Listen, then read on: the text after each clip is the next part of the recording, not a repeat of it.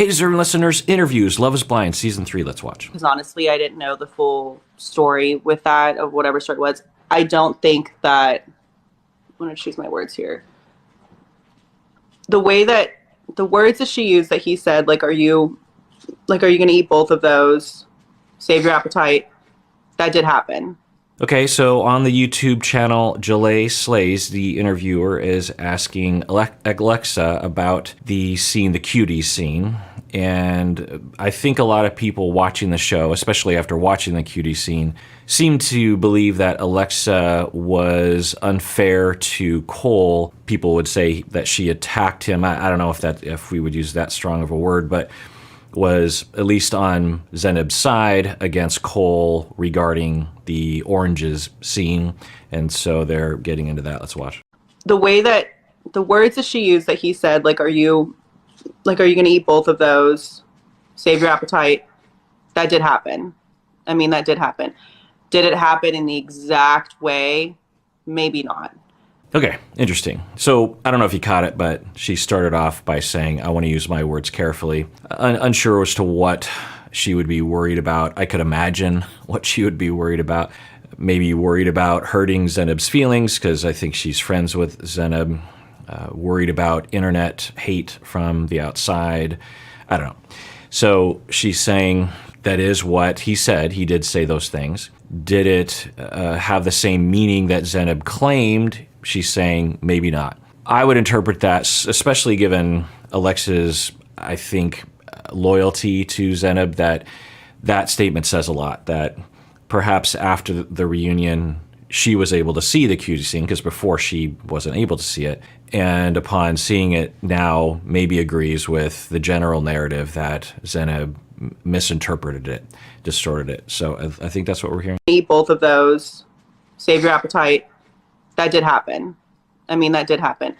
Did it happen in the exact way? Maybe not. But there are so many words and critiques that were made. So you're telling this to someone that already has a little bit of an insecurity. Yeah, totally. Yeah. You're telling this to someone that you've already said that you find another girl more attracted to. And here's my thing on that.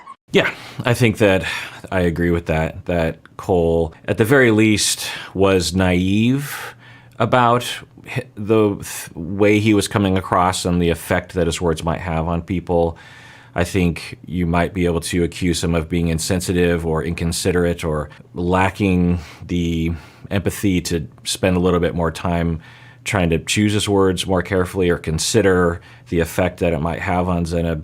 You can be the call on that. You can make your own decision about that. Was Cole unfair in his naivete? Because, just being naive doesn't let you off the hook, because sometimes people are willfully naive, if you will, willfully ignorant. So you can make your own decision about that. But yeah, I think most people agree that given Zanab's issues, it doesn't surprise us that she would misinterpret it, perhaps, or blow it out of proportion or something. So I think that's what she's saying. Already has a little bit of an insecurity. Yeah, totally. Yeah. You're telling this to someone that you've already said that you find another girl more attracted to. Right. So that's the other thing, is not only Zanab's issues that Cole may or may not have known about or been naive about, but I think most people would be able to intuit or know, when considerate of other people's feelings, that when you've been frequently talking about how you prefer someone else, of the 4 other women, there is another woman that I prefer to you, that he should be more careful about his words. And maybe as she would react, you would realize, oh, I think I'm actually perturbing that pain that I imposed on her earlier. So maybe I should be more sensitive to that. I don't know. And I've been saying from the beginning, the kind of conflict that they got into was interesting and notable, but pretty mundane when it comes to couples. Not, of course, in this category per se, but, I treat a lot of couples with their conflict, and people say a lot of hurtful things, whether they are willfully ignorant, or they even know that the statements that they make are going to hurt their partner's feelings, and people still make them. So it's not like either Cole or Zanab are evil people who deserve the internet hate that they are getting. Absolutely not. It's pretty regular kinds of insensitivities and hurts and issues and distortions, misunderstandings, hurt feelings, anger feelings. And, it's a tough world out there in dating and with our own self-esteem and our own relational traumas. And we're all just trying to do the best we can. And I think Cole and Zanab were also in that category. Telling this to someone that already has like a little bit of an insecurity.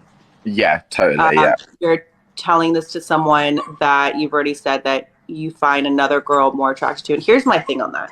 We're 5 girls there, okay? There are, what, 5 billion people, girls in the world, 5 billion girls. There were 5 girls right there. And you're telling that 2 out of the 5 other girls you find more attracted to. Imagine when you get out to the real world and you're surrounded by hundreds, when you see hundreds of girls all the time. Yeah, that's a good point. I hadn't thought about that. I didn't realize that Cole had identified another woman that he was more attracted. So was that in the show? I don't remember. I mean, at least Colleen, right? And yeah, if Cole is saying out of the 4 other women, half of them I am more attracted to than you, then yeah, that's going to be a concern, because when you enter the broader world, is he going to be constantly thinking that? So yeah, I could see that being upsetting to hear. Mm-hmm. It's inappropriate. It should have never happened. No one should be looking at anybody else at any point. I don't think that we like become blind when we are with somebody. You can definitely say like, oh, I think that person's attractive, like whatever. But you don't tell that to your person, I think, especially someone who's like already stated that they're a little bit more insecure.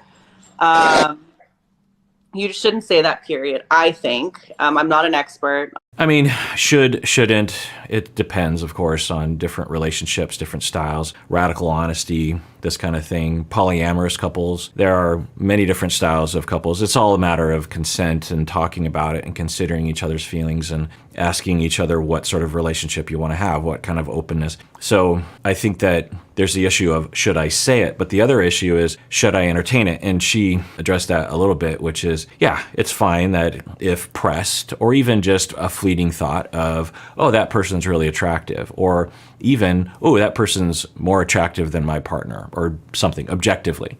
But it's another thing to entertain it, right? To look more, to think about it more, to evaluate more, to tell your partner about that, right? It'd be one thing if Cole went to Zanab and said, Zanab, totally love you, I'm attracted to you, let's get married, everything. And by the way, I had no idea what Colleen looked like in the pods, but when I see her, I'm like, wow, attractive woman. But, I'm with you. That's a very different thing to say, right, than the way that he was saying it and the emphasis that he was putting on it. He was saying to the camera and to Zanab that it was creating a conundrum for him. It was creating a very difficult situation for him where he didn't know what he should do. There's a bit of narcissism splashed in there, as if he could choose to be with Colleen when Colleen is betrothed to Matt. But maybe in a more charitable perspective, Cole is just thinking, well, if I'm not as attracted to Zanab as I am to Colleen, that means that maybe I shouldn't be with Zanab, because maybe I should wait until I find someone that I'm attracted to emotionally and physically at the same time. Yeah, absolutely. So the topic of, are other people attractive to us? Do we consider other people to be more attractive than our partner? Do we say it? It depends. And I encourage people to talk about that amongst their partners if they want to, maybe even in therapy, because that can be a real issue. Right? Do I feel as if my partner is attracted to me? Do I feel like my partner loves me for who I am, everything about me? Does my partner compare me to other people and wish that they were other people, or wish I was different, wished that I looked different? And does that matter to me? Like for me, if my wife wanted me to have the body of like, I don't know, a six-pack situation. Being Japanese American, I always kind of blame it on this because throughout my life, I've had various different times of high fitness, if you will. You know, in high school, I played sports year round. I was in the gym every day for hours. I trained all the time. I watched what I ate. I could eat and eat and eat and not gain any weight because I was so active and yet could never see my six-pack. Like, I don't know if that was a huge thing for us back then in the 80s anyway, but I always thought, you know, Japanese Americans or Japanese people tend to have, on average, just a little bit more layer of a fat. Now, of course, you'll have Japanese people that are very six-packy, if you will. So my point is that if my wife you know, objectively in her mind was like, that dude on TV or whatever is more his body is more to my liking than my husband's body, then I have my own feelings about that. At first, my first feeling is, well, of course she would, because look at that body.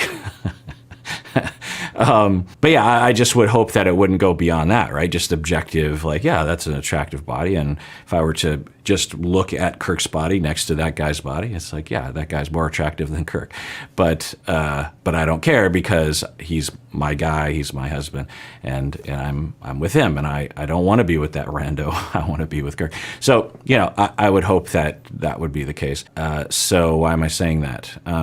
My point is that we have a lot of needs, and some of us manifest our needs in such a way that we want to be attractive to our partner. We want our partner to see us as attractive. How does that look exactly? For me, apparently six-pack, it's not a huge deal for me, and I really can't have it be a big deal for me because I don't know how attainable it is or reasonably attainable.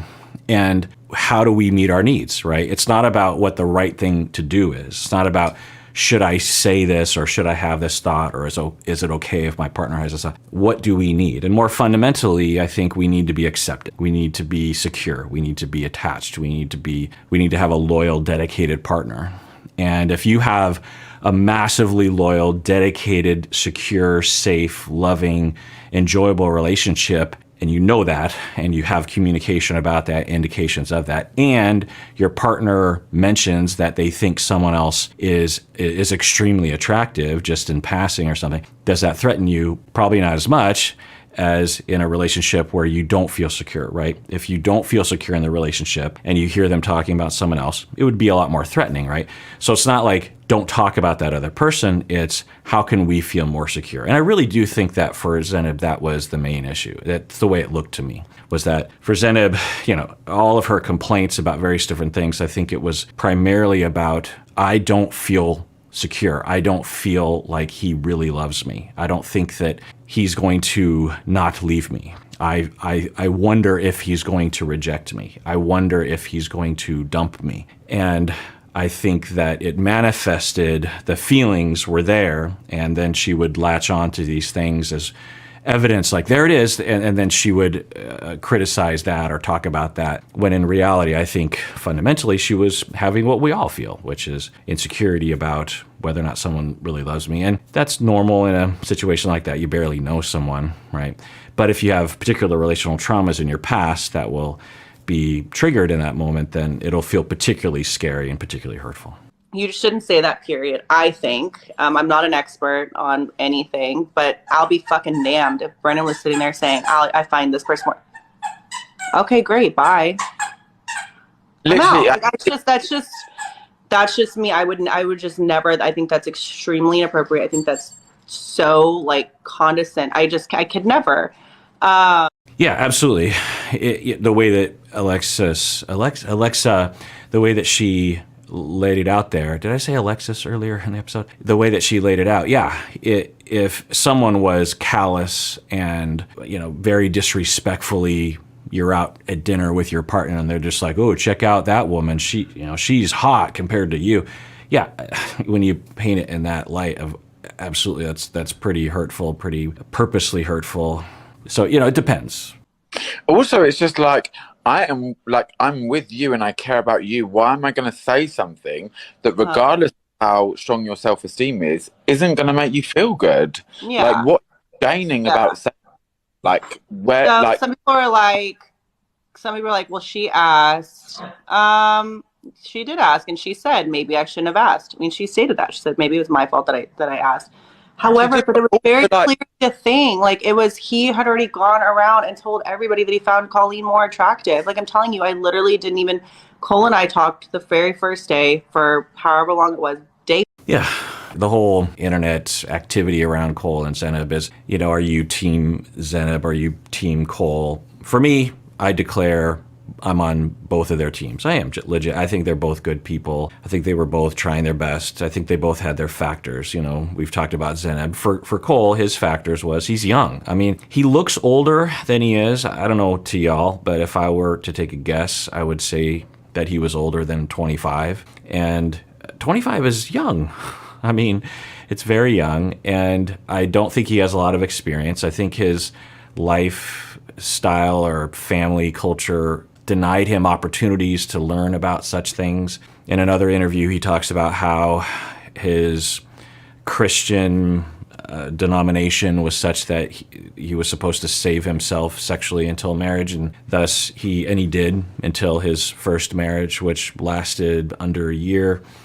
The whole relationship, I think, lasted shorter than a year. And so that's someone that, when we think about that, and who knows, but I wonder if for Cole, he might say, because he seems to have, he's talked about how he's broken from his religion. He still believes in God and Jesus, but he doesn't believe in the rules. And there's a fair amount of people that, at least that's the way it sounded. Don't, quote me on that, but it sounded like that's what he was saying. So I wonder if for Cole, he would say, I wish I could go back in time to when I was in high school or maybe a little later and broke free from the rules so that I could start to experiment with sexuality and life and dating in a more adult manner so that I could mature faster. When we have really short, intense relationships when we're in high school and we fall deeply in love and we're like, oh, I'm going to spend the rest of my life with you. And we write all over, we might even get a tattoo of them, or I don't know, we declare to the world that our relationship is the best ever, and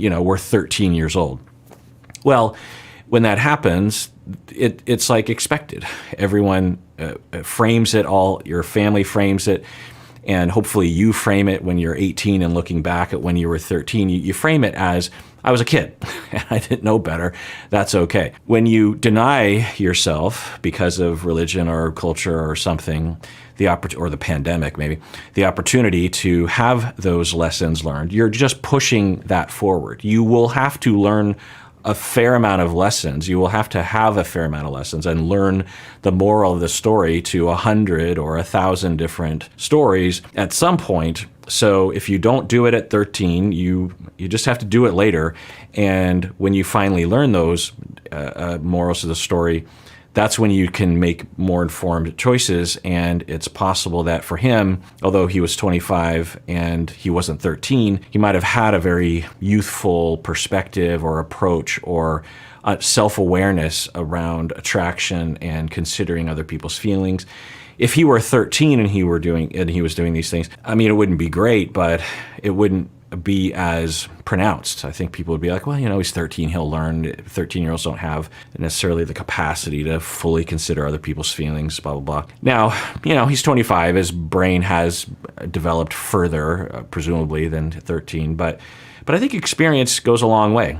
It's possible that he was completely overwhelmed with the situation emotionally. He might be saying things in which he comes across as an adult. He might be operating emotionally from a very younger place. So that would be his potential historical issue that would lead to him having the foibles that would result in the clash between the two of them. And, because the other perspective is that Cole lacks empathy, or he made choices that were purposely neglectful or inconsiderate of Zanab's feelings. And certainly you could make a case for that. But given the way that Cole reacted at the wedding, and particularly the way he reacted at the reunion, it doesn't seem that way. And even in the interviews post-season, it seems like he legit felt bad. Ask it to you. How often are they asking it to you to get an honest answer? They're asking it to you to get reassurance. Yeah, and he should never said like you're like she's a 10 out of 10, you're an 9. He could have said, yeah, I think like she's attractive, but like I find you to be my fucking absolute top notch beautiful ass queen because you're my fucking fiance and I'm so I want to fuck you right here right now. That's what he should have said. Right.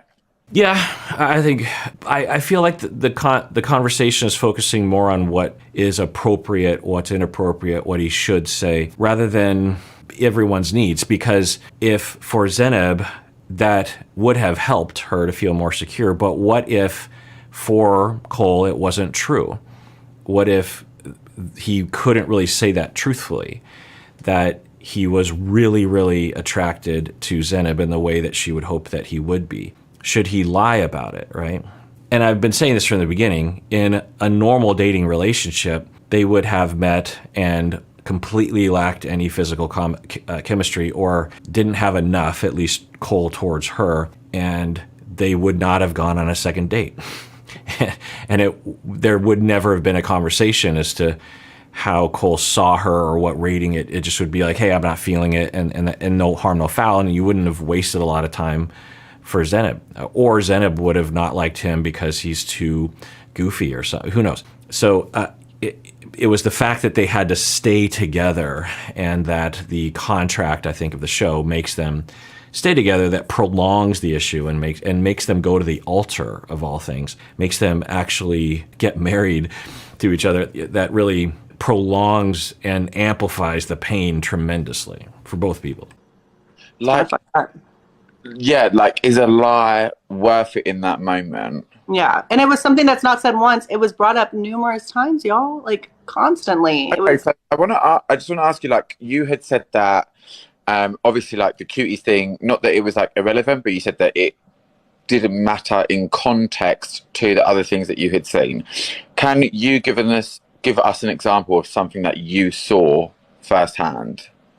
Okay, this is interesting because I believe in the reunion, Alexa talked about how the other women had seen a number of things that Cole had done. And during the reunion, before they showed the cutie scene, at least for me, I really started to think, wow, I mean, that's corroborating evidence that Cole behind the scenes was repeatedly being abusive and body shaming on purpose to Zanab. And the little bit that we saw on the show of, you know, the bipolar moment, the other moments of at the pool, you think, oh, that must have been, if that's true. I mean, there's multiple people saying they saw multiple things. It wasn't just them listening to Zanab. The other women are saying they saw things, and they're like, believe me, behind the scenes, he was. I don't know what word they were saying, but he did a lot of really awful things. And for me, watching that the first time, I just thought, oh, okay. You know, the needle started to point more towards Zanab being rational in her feelings and her emotions and her accusations. But then we saw the cutie scene, and then I'm like, well, wait. So, because the cutie scene was, for Zanab, that was her I don't know, the best example that she could put forward, seemingly, right?